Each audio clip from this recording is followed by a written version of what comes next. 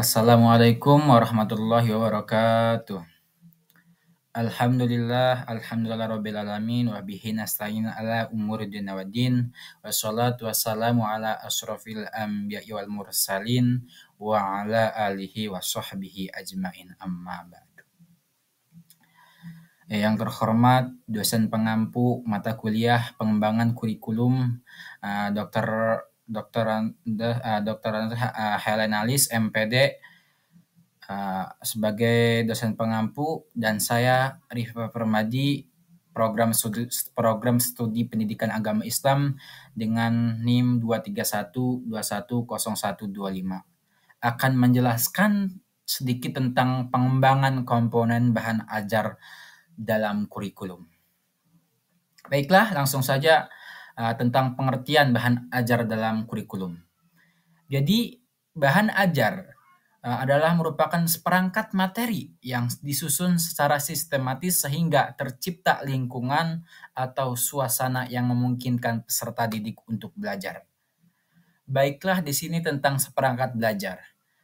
Jadi bahan ajar terdiri dari berbagai komponen termasuk teks, gambar, video, atau alat peraga.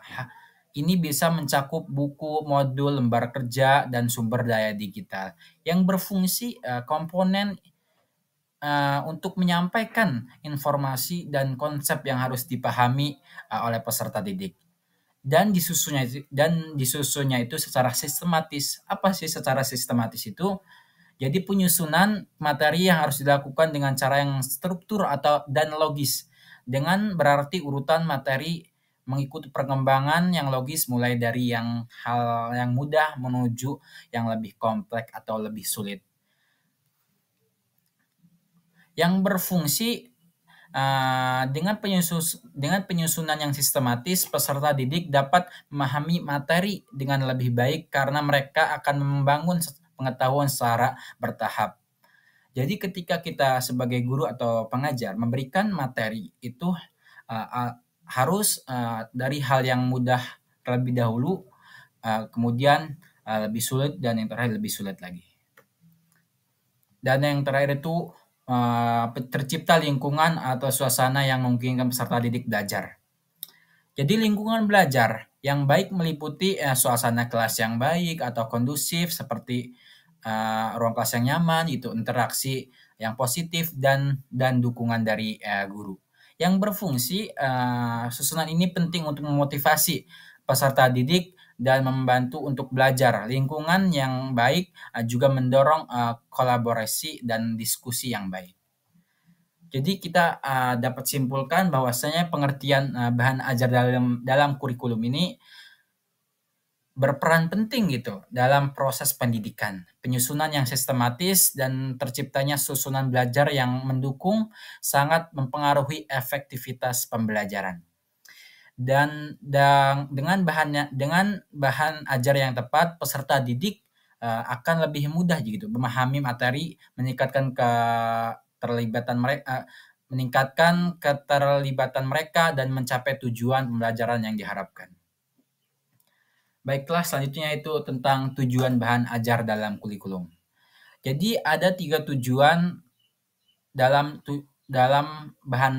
tujuan bahan ajar dalam kurikulum. Yang pertama itu memenuhi kebutuhan anak didik sesuai dengan kurikulum. Jadi tujuan utama untuk pembuatan bahan ajar adalah menyediakan gitu materi pembelajaran yang dibutuhkan para peserta didik sesuai dengan kurikulum, yakni bahan ajar yang sesuai dengan karakteristik setting atau lingkungan sosial peserta didik. Jadi adapun yang dimaksud dengan kurikulum adalah perangkat gitu mata pelajaran dan program pendidikan yang diberikan oleh suatu lembaga penyelenggara pendidikan. Kurikulum biasanya berisi rencana pembelajaran yang akan diberikan kepada peserta didik atau guru dalam satu periode jenjang pendidikan. Dan yang kedua itu tujuannya membantu memberikan alternatif bahan ajar untuk anak didik. Jadi pembuatan bahan ajar juga bertujuan membantu peserta didik dalam memperoleh alternatif materi pembelajaran. Karena ya terkadang gitu buku pelajaran yang dibutuhkan untuk memenuhi kompetensi para anak didik sulit diperoleh atau sulit dipahami. Dalam hal ini, alternatif merupakan pilihan lain dari buku pelajaran yang dibutuhkan dalam memenuhi kurikulum. Misalnya, contohnya itu guru menyediakan bahan ajar ya, berupa LKS atau lain sebagainya. Dan yang ketiga itu memudahkan guru dalam melaksanakan pembelajaran. Jadi melaksanakan pembelajaran, membuatkan bahan ajar juga membantu pemudahan tenaga pendidik atau guru dalam proses belajar mengajar. Belajar mengajar adalah suatu proses gitu atau usaha seorang tenaga pendidik gitu untuk meningkatkan kualitas atau kuantitas tingkah laku anak didiknya menjadi pribadi yang lebih baik atau menuju yang atau lebih baik. Setelah itu selain itu juga belajar mengajar juga rangkaian aktivitas untuk mengatur sebuah lingkungan sehingga membuat peserta didik bisa belajar dengan baik. Dalam hal ini pembuatan bahan ajar akan membantu gitu guru dalam menentukan para peserta didiknya mencapai kompetensi yang telah ditentukan sebelumnya melalui proses belajar mengajar. Selanjutnya yaitu manfaat bahan ajar dalam kurikulum.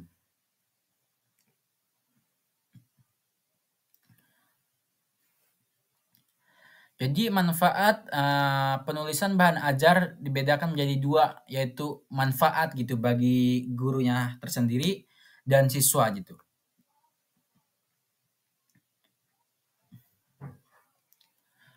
Adapun manfaat bagi guru yaitu yang pertama itu diperoleh bahan ajar yang sesuai tuntutan kurikulum dan kebutuhan siswa, dan yang kedua itu tidak lagi tergantung pada buku teks yang terkadang sulit diperoleh, dan yang ketiga itu bahan ajar menjadi lebih kaya karena dikembangkan dengan berbagai referensi, dan yang keempat itu menambah gitu khazanah pengetahuan dan pengalaman guru gitu.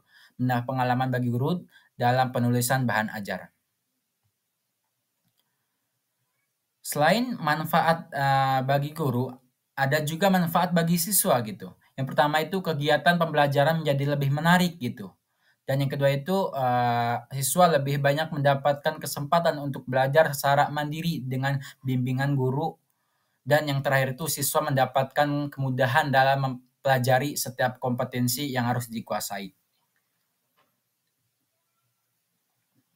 Baiklah, selanjutnya yaitu jenis-jenis bahan ajar dalam kurikulum.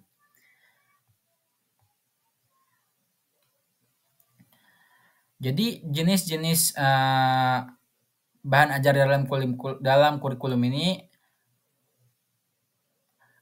materi ada empat jenis-jenis. Yang pertama itu konseptual, yang kedua itu faktual, yang ketiga itu prosedural, yang terakhir itu metagonisi.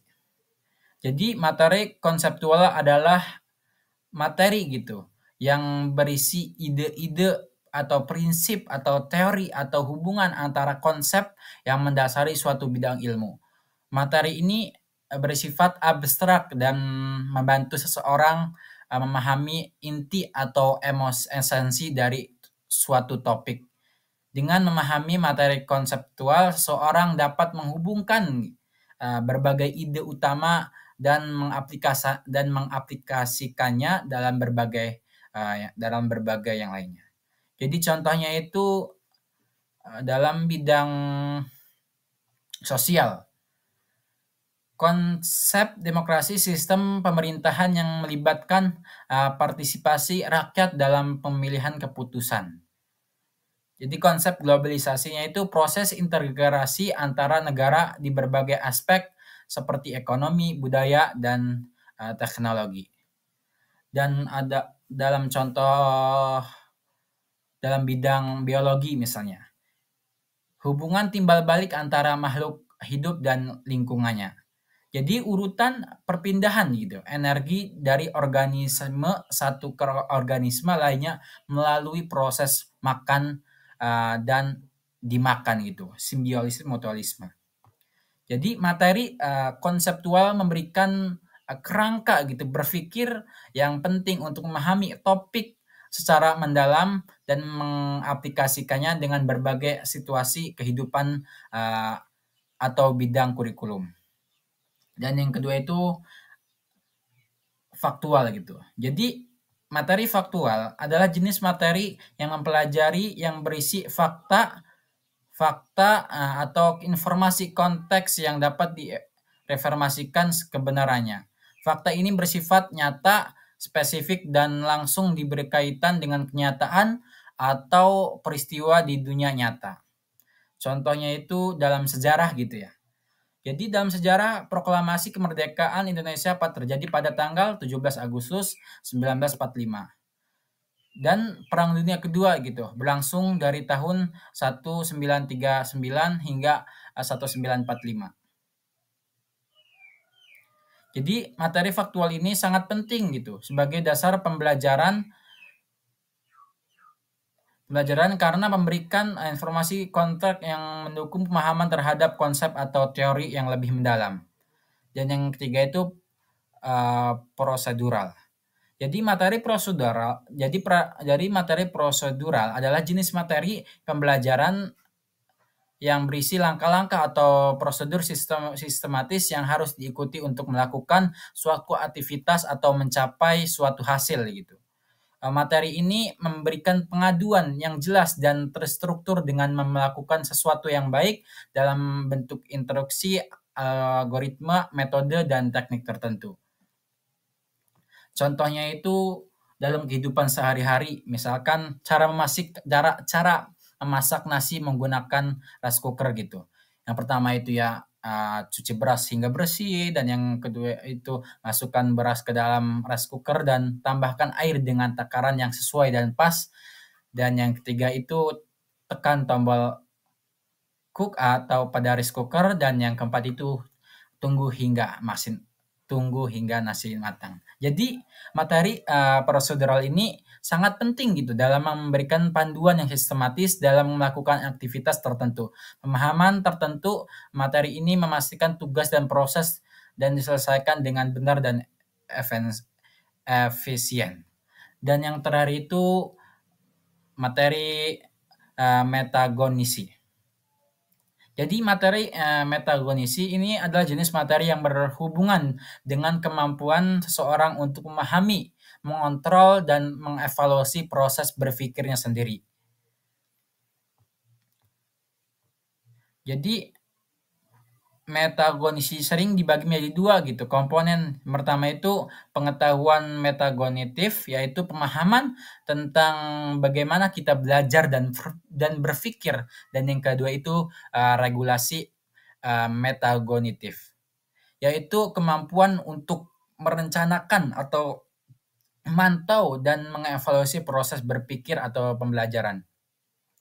Contohnya itu dalam pembelajaran merencanakan strategi belajar yang efektif gitu. Sebelum ujian, seorang siswa membutuhkan jadwal belajar dengan menetapkan waktu khusus untuk setiap materi pelajaran yang dimiliki metode yang sesuai, seperti membuat peta konsep dan mempelajari soal-soal sebelumnya. Setelah ujian gitu, siswa mengevaluasi gitu metode belajar dan yang digunakan. Jika hasil tidak memuaskan, ia mencoba mencari cara belajar yang seperti belajar kelompok atau meminta bimbingan guru. Jadi materi metagonisi ini membentuk individu menjadi pembelajaran yang lebih efektif, mandiri, dan strategis. Dengan memahami materi metagonisi, seorang dapat terus meningkatkan kemampuan berpikir dan belajar mereka untuk mencapai hasil yang lebih baik. Selanjutnya yaitu kedalaman dan keluasan materi belajar. Jadi dalam penyusunan bahan ajar, kedalaman dan keluasan materi merupakan dua elemen penting yang harus diselesaikan dengan tujuan pembelajaran. Kompetensi yang ingin dicapai serta dibutuhkan peserta didik, keduanya harus dirancang dengan mempertimbangkan keseimbangan agar pembelajaran menjadi efektif, relevan, dan bermakna.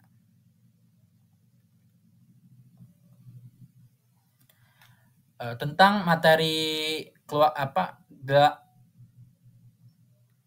dalam kedalaman materi. Jadi kedalaman materi itu berkaitan dengan sejauh mana sih suatu topik atau konsep dieksplorasi secara terinci untuk mencapai pemahaman mendalam.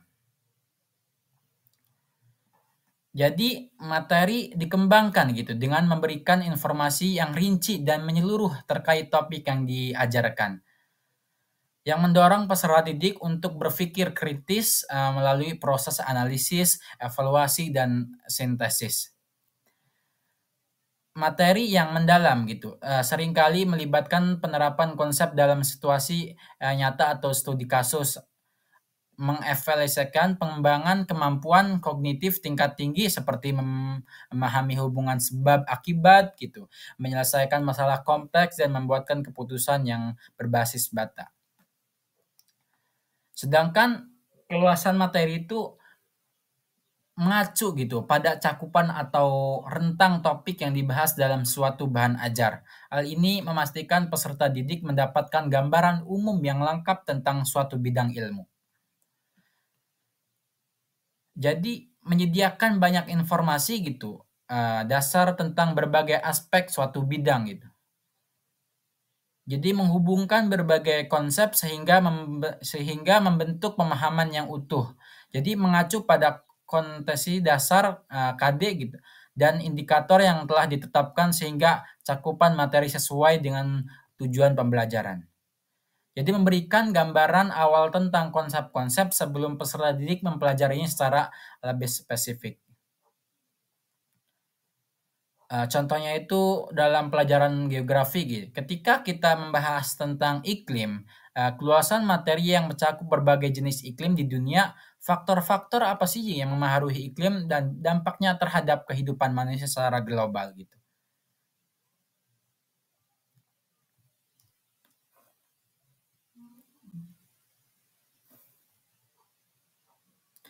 Selanjutnya yaitu tentang kedekatan dalam mengurutkan bahan ajar. Jadi urutan penyajian bahan ajar sangat penting gitu untuk menentukan urutan pembelajaran atau mengajarkannya. Tanpa urutan yang tepat, jika antara beberapa materi pembelajaran mempunyai hubungan yang bersifat bersyarat, akan menyulitkan mahasiswa dalam pembelajarannya atau peserta didik dalam pelajarannya. Jadi materi pembelajaran yang sudah ditentukan, ruang lingkup, serta di kedalaman dalam diurutkan melalui dua pendekatan gitu. Pokok sebagai pendekatan. Yang pertama itu pendekatan prosedural, yang kedua itu pendekatan hierarkis.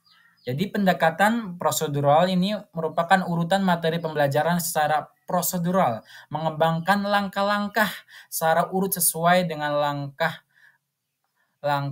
misalnya langkah-langkah menelepon dan langkah-langkah mengoperasikan peralatan kamera atau video gitu. Sedangkan pendekatan hierarkis, urutan materi pembelajaran secara hierarkis mengembangkan urutan yang bersifat berjenjang di bawah ke atas atau dari atas ke bawah. Materi sebelumnya harus dipelajari dahulu sebagai persyaratan untuk menjadi materi. Contohnya itu urutan hierarkis berjenjang soal cerita tentang menghitungkan laba rugi dalam jual beli agar mahasiswa mampu menghitung untung atau rugi dalam jual beli. Penerapan rumus atau dalil. Mahasiswa terlihat dahulu harus mempelajari konsep pengertian laba rugi, penjualan, pemahaman modal, dan penguasaan konsep. Selanjutnya yaitu langkah-langkah menentukan materi pembelajaran. Jadi berdasarkan buku Pandai Menyusun Bahan Ajar, basis kompetensi bahan ajar dapat disusun dan dirancang oleh guru atau dosen atau instruktur. Intinya perlu digunakan dalam pengajaran di kelas atau dan lingkungannya dan lingkung belajar lainnya. Adapun langkah-langkahnya itu menentukan materi pembelajaran, yang pertama itu menekankan tujuan pembelajaran, dan yang kedua itu menetapkan metode pembelajaran, yang ketiga itu menyusun rencana gitu pembelajaran, yang keempat itu mempersiapkan bahan ajar, dan yang terakhir itu uji coba bahan ajar. Jadi menetapkan tujuan pembelajaran gitu. Menetapkan tujuan pembelajaran penting agar siswa dapat memahami hal yang akan dipelajari dan ekspektasi yang diperlukan dari mereka setelah proses pembelajaran. Tujuan pembelajaran juga harus sejalan dengan standar kurikulum yang berlaku.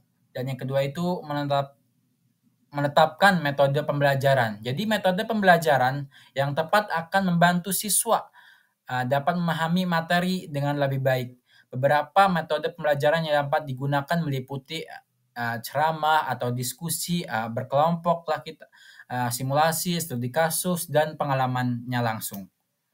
Yang ketiga itu penyusunan rencana pembelajaran. Rencana pembelajaran mencakup materi yang akan diajarkan, metode pembelajaran yang akan digunakan gitu, dan alat bantu yang diperlukan. Rencana pembelajaran harus disusun komprehensif sesuai dengan tujuan pembelajaran dan standar kurikulum yang berlaku. Dan yang keempat itu mempersiapkan bahan ajar. Selanjutnya yaitu mempersiapkan dan membuat bahan ajar yang sesuai dengan rencana pembelajaran. Bahan ajar haruslah mudah dipahami gitu, menarik dan mampu memotivasi siswa untuk belajar. Jadi kita harus mempersiapkan bahan ajar ini secara menarik mungkin agar proses belajarnya itu siswa menarik gitu.